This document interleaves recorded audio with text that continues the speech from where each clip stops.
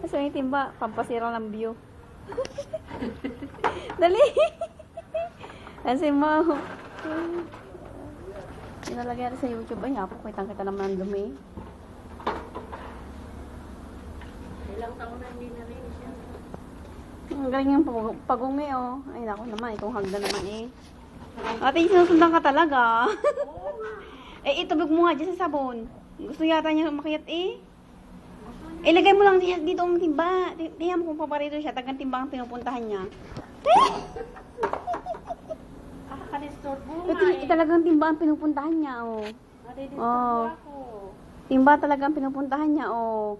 Gusto niya sumakay. Ilublob mo kaya. Nakakatawa na mga kadi. Hindi kailangan ng glass cleaner. Kaya meron naman doon.